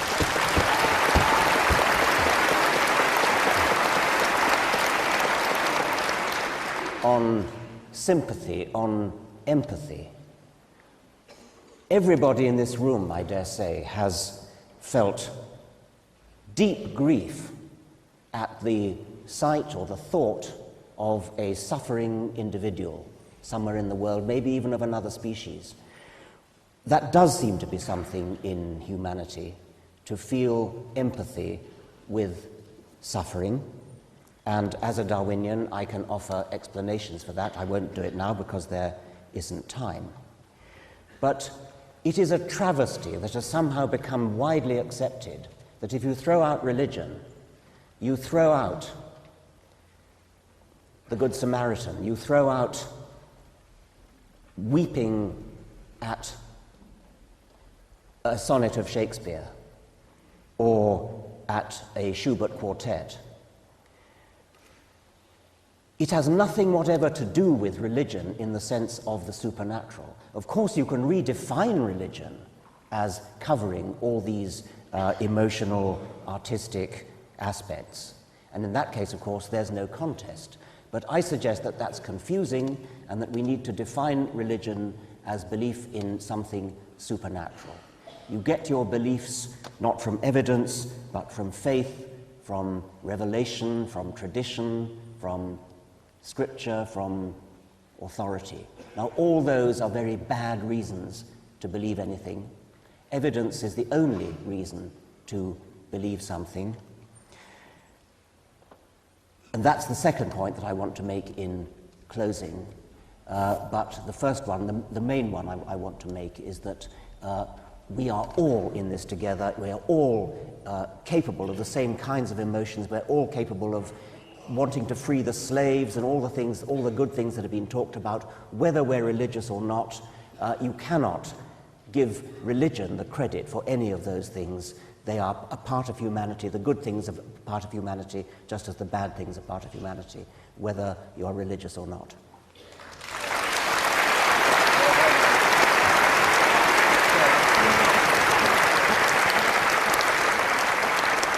Julia Neuberger?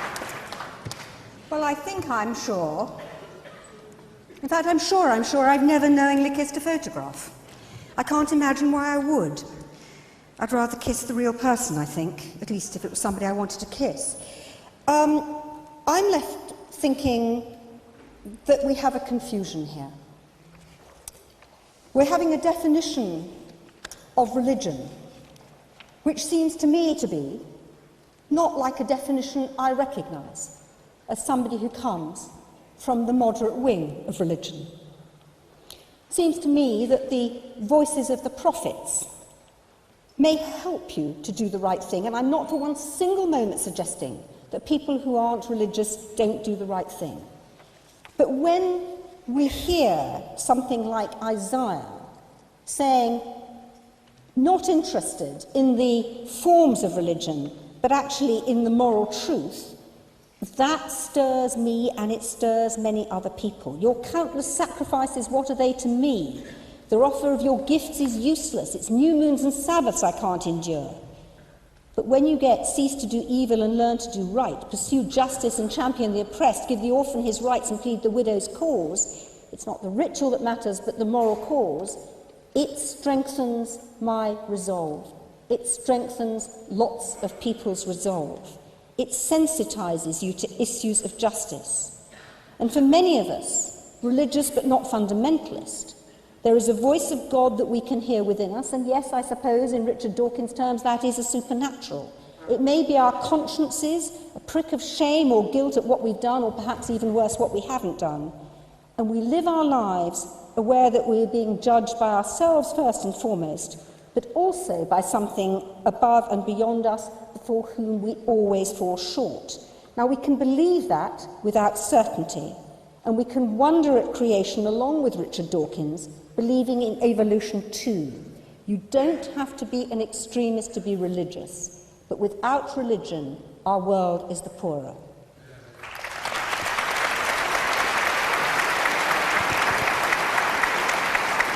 Anthony Grayling. Anthony? Oh, I'm so sorry, yes. Lost in thought for a moment there. I think it's perfectly clear from the conversation that we've had among us this evening that to do good, to be good, to want the good, to want it to prevail, you don't have to be anything. You don't have to be a subscriber to Hinduism or the Olympian gods or the Norse gods or anything. In fact, on the contrary, if you look back across the landscape of history and you see how humanity has been loaded with suffering and division and conflict as a result of religious differences, you look back, you see that early Christians of different sects who loathed one another so much that when they were thrown to the lions, they used to run to opposite ends of the thing so they wouldn't be eaten by the same lions. And you look at what's happening in Baghdad today, you think of the way history screams at us with gory throats about the atrocities that have been committed in the name of faith. And you ask yourself, isn't it the case that these very natural, very warm feelings that human beings can have for one another when they know one another individually, and it becomes impossible to generalize? I mean, if you know somebody from another nation or another culture, another ethnicity, you know somebody well personally, it's very, very hard to continue to generalize, to accept the sorts of divisions that people want to impose because of labels, because of the identities that they choose for themselves. And you see that the deepest division that has existed between people in human history, recorded human history, is the set of religious differences which has been productive of so much conflict and suffering. And you think of that and you move to the individual sphere. You think of the teenager who is anxious because his private feelings may be leading him into sin, or he's done something that may damn his immortal soul because he's been told that it will. You think about the torment of that. So on every scale, you can think of ways in which religion, religious belief, religious hegemony, religious oppression has stood in the path of the good. And we know from the historical record how organized religious bodies have resisted tooth and nail every inch of progress that's been made in science. Look at the history of the modern West, for example, since the Reformation. The desire to increase the liberty of the individual against the desire of religion supporting absolute monarchy to keep control over individuals. The idea of the secret policeman who sees what you do in the dark, it's a wonderful instrument of control over people's minds. And what has been sought in the period of time that has elapsed since the Reformation has been an increasing margin of discretion for individuals to make their own choices, make up their own mind, and to live a life which is free of those trammels, in which their imagination and their will is not loaded down with ancient stories that come from the infancy of humankind. Would we be better off without religion? So much better off if only we could breathe the free air of our personal liberty, our choice, our freedom to love one another as human beings and cooperate with one another, not because of labels, not because we don't want to go to hell, but because we choose to.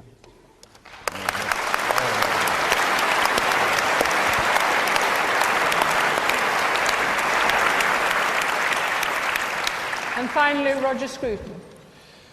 I think that there's a misunderstanding on the part of those who've been proposing the motion as to what we on our side have actually been saying.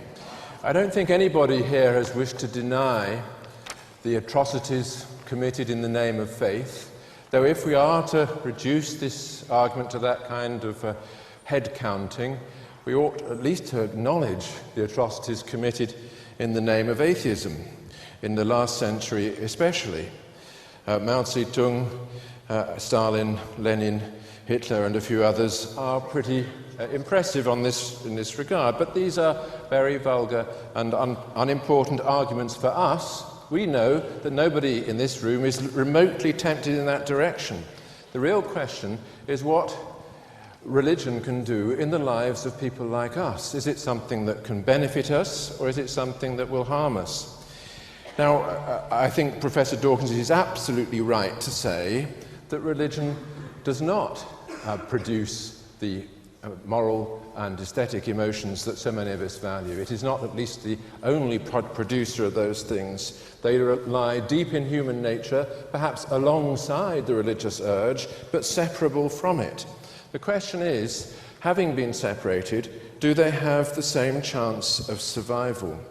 Now, my view is that this question is not about the truth of any particular religion, and I don't think that the question of the truth of religion is a scientific question anyway. It's a question, as Thomas Aquinas recognized, of the ultimate dependence of existence, of being, on some ground or some final explanation. But I don't think the question is about truth. The question is about whether our religious feelings, which undeniably exist, can be focused rightly or wrongly, and if they're focused rightly, whether they produce the kind of redemptive effect in our experience that religious people claim. And I would say that if focused rightly on the creator of the universe who created it out of all-embracing love, then they will always reflect well in our individual lives. Thank you, Roger.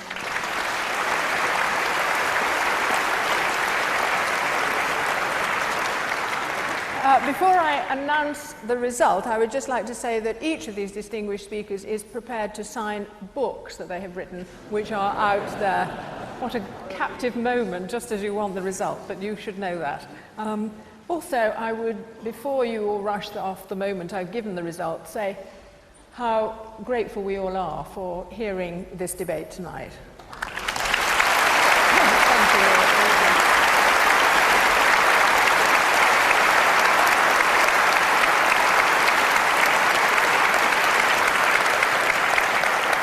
It's been effective in making up a lot of minds. There are only 100 don't knows. And the vote now for the resolution that we'd be better off without religion is 1,205, and against, that's also gone up, 778. So the motion is carried. Thank you.